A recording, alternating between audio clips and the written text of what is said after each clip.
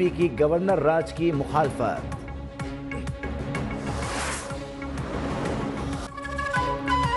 Final call کی ناکامی کی آفٹر شاکس، پی ٹی آئی میں بھونچال، اسد قیصر نے خود کو چیئرمین پی ٹی آئی بنانے کی خبروں کی تردید کر دی۔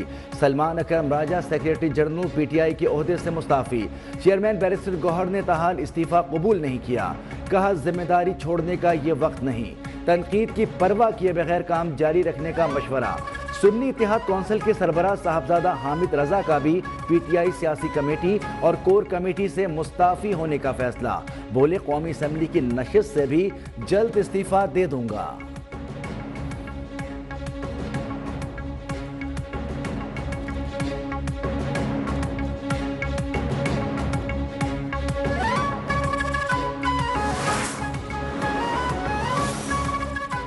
وزیر اعلیٰ ہاؤس پشاور میں پی ٹی آئی کی کور کمیٹی کا اجلاس، chairman P T I barrister Gohar اور وزیر اعلیٰ علی امین گنڈاپور کی شرکت۔ 24 نومبر کے احتجاج میں ناکامی، ممکنہ گورنر راج سمیت دیگر سیاسی معاملات پر غور۔ صوبائی وزیر پختون یار کی وزیر اعلیٰ علی امین گنڈاپور کے استعفے کی خبروں کی تردید۔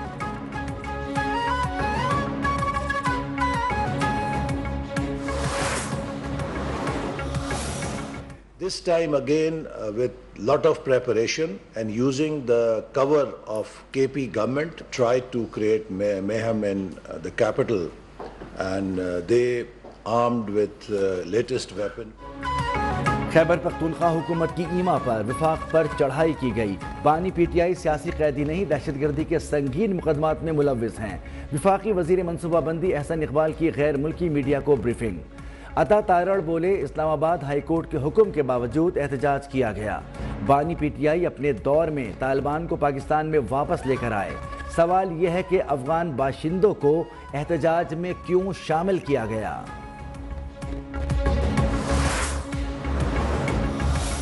تک پولیس جو ہے وہ 1151 ملزمان کو گرفتار کرنے میں کامیاب ہوئی ہے۔ ان ملزمان کا جب ڈیٹا چیک کروایا گیا تو یہ بات سامنے آئی کہ اس میں 64 افغانز ہیں۔ پی ٹی آئی کے پرتشدد احتجاج میں گرفتار مظاہرین کی تعداد 1151 ہو گئی، 64 افغان باشندے بھی شامل ہیں۔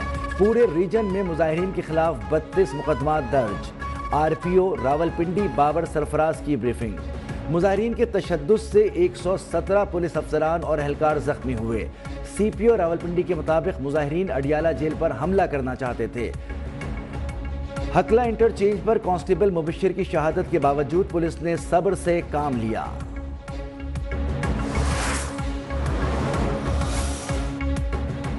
آر پی او راولپنڈی بابر سرفراز کی دیگر حکام کے ہمراہ بریفنگ۔ اسلام آباد میں پرتشدد احتجاج پر بانی پی ٹی آئی سمیت پی ٹی آئی قیادت پر مزید مقدمات درج، بشرا بی بی، علی امین گنڈاپور، علیمہ خان، عمر ایوب اور دیگر قیادت اور کارکنان بھی نامزد۔ نصیر آباد، صادق آباد اور صدر تھانوں میں مقدمات انسداد دہشت گردی ایکٹ کے تحت درج کیے گئے۔ اقدام قتل، کار سرکار میں مداخلت، دفعہ 144 کی خلاف ورزی سمیت دیگر دفعات بھی شامل۔ پی ٹی آئی قیادت کے خلاف جڑواں شہروں میں مقدمات کی تعداد 10 ہو گئی۔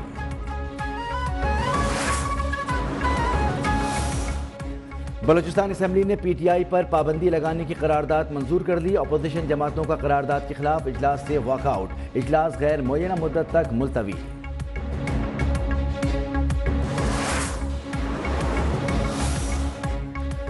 بانی پی ٹی آئی تنہا رہ گئے، ملاقاتیوں کے لیے مختص جمعرات کے دن کوئی ان سے ملنے نہیں آیا، بانی رہنماؤں کے راہ تکتے رہے۔ پارٹی رہنماؤں نے گرفتاری کے ڈر سے بانی سے ملاقات کی زحمت نہ کی، بشرا بی بی اور علیمہ خان بھی نہ آئیں۔ غلام نے ایک وکٹ لی۔ چیمپئنز ٹرافی پاکستان میں ہی ہوگی، پاکستان کرکٹ بورڈ کا انٹرنیشنل کرکٹ کونسل سے رابطہ، دو ٹوک موقف سے آگاہ کر دیا، ہائبرڈ فارمولے کے تحت نیوٹرل مقام پر بھارت کے خلاف کھیلنے سے صاف انکار۔ ذرائع کے مطابق آئی سی سی کے کسی بھی اعلامیے پر حتمی فیصلہ حکومت پاکستان کا ہوگا۔ پی ٹی آئی و پارٹی والوں نے ہم سے رابطہ کیا تھا کہ آپ لوگوں نے آنا ہے احتجاج پر اسلام آباد، تو ہمیں اس میں راستے کے لیے 50,000 روپے بھی بھیجے۔ احتجاج کے دوران گرفتار پی ٹی آئی کارکنوں کے ہوش ربا انکشافات۔ سجاد نامی کارکن نے بتایا کہ احتجاج میں شرکت کے لیے 50,000 روپے دیے گئے۔ پی ٹی آئی قیادت کارکنوں کو پھنسا کر خود فرار ہو گئی۔ خورشید نامی شخص نے بتایا کہ پبلک ٹرانسپورٹ نہ ہونے کے باعث وہ شرپسندوں کی گاڑی میں بیٹھ گیا۔ ان کے پاس ڈنڈے، پتھر اور اسلحہ تھا۔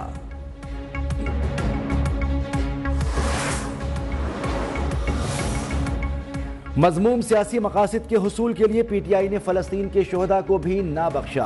احتجاج کے دوران ہلاکتوں کے حوالے سے جھوٹے پروپیگنڈے کے لیے فلسطینی شہداء کی تصاویر کا استعمال۔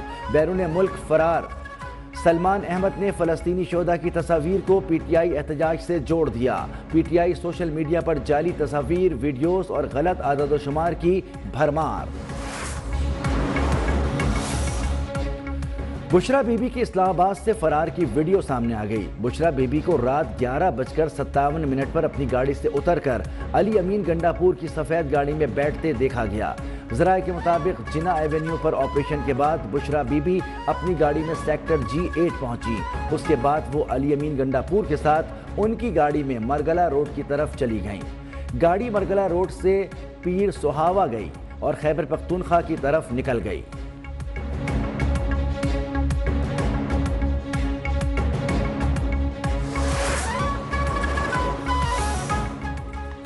ہماری غلطیوں کی وجہ سے بانی پی ٹی آئی کے لیے سختیاں بڑھ رہی ہیں۔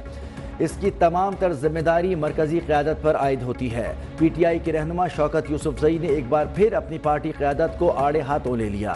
بولے احتجاج کے دوران مرکزی قیادت کہاں تھی؟ بانی پی ٹی آئی نے سنگجانی میں دھرنا دینے کی اجازت دی تو اس پر عمل کیوں نہیں ہوا؟ مشاورت ہوتی تو سنہری موقع ضائع نہ ہوتا۔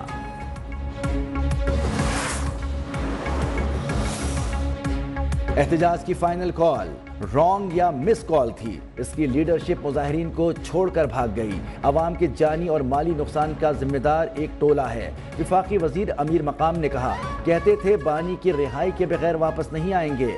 پی ٹی آئی کے مطالبات غیر سنجیدہ تھے۔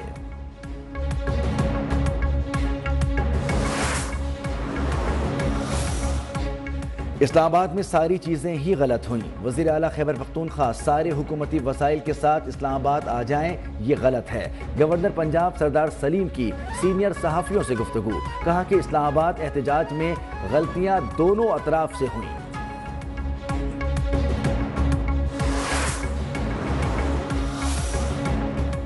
بانی پی ٹی آئی کو پاکستان کی سیاست سے مائنس نہیں کیا جا سکتا۔ 2 دن پہلے یہ لگ رہا تھا کہ معاملہ سلجھ گئے ہیں، لیکن اب کہا جا رہا ہے کہ تحریک انصاف پر پابندی لگا دیں گے۔ سابق وفاقی وزیر فواد چودھری بولے، تحریک انصاف تو پہلے ہی ختم ہو گئی تھی، اب تو صرف بانی پی ٹی آئی ہیں۔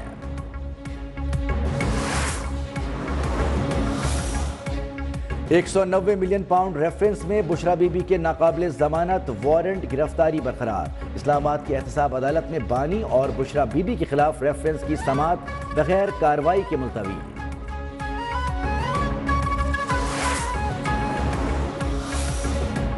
اسلام آباد ہائی کورٹ کے حکم کی خلاف ورزی پر پی ٹی آئی قیادت کے خلاف توہین عدالت کیس کی سماعت۔ عدالت نے پی ٹی آئی کو نوٹس جاری کر کے آئندہ ہفتے جواب طلب کر دیا۔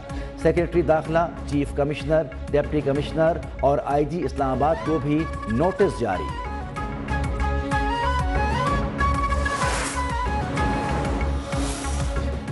معاشی ترقی کے لیے تمام سیاسی جماعتوں کو ایک پیج پر ہونا چاہیے۔ گورنر سندھ کامران ٹیسوری کا مشورہ، بولے بانی پی ٹی آئی جیل سے بہت پیغامات دیتے ہیں، ایک پیغام معاشی کامیابی پر مبارکباد کا بھی دے دیں۔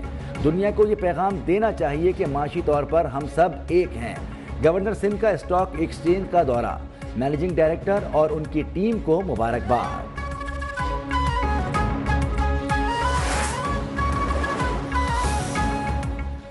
کوئٹہ میں بچے کی اغوا سے متعلق کیس پر سماعت۔ اٹارنی جنرل کی استدعا پر آئینی بینچ کی جانب سے ممبر میں رپورٹ کا جسٹس مندو خیل کا رپورٹ پر اظہار اطمینان۔ بچے کے والد سے کہا کہ آئی جی نے تفصیلات بتائیں، یہ آرام سے نہیں بیٹھے ہوئے۔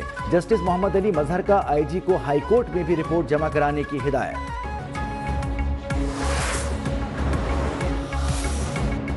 پابندیوں میں نرمی کے بعد اسموگ میں پھر اضافہ ہو گیا۔ لاہور میں لاہور پھر دنیا کے آلودہ ترین شہروں میں سر فہرست آ گیا. شہر کا ایئر کوالٹی انڈیکس 597 ریکارڈ ہوا. ملتان، فیصل آباد، راولپنڈی میں بھی زہریلی ہواؤں کی لپیٹ میں رہے. لاہور ہائی کورٹ نے اسموک کیس میں سماعت کا فیصلہ جاری کر دیا. اسکولوں کو بسیں چلانے کے حوالے سے عمل درآمد رپورٹ طلب کر لی.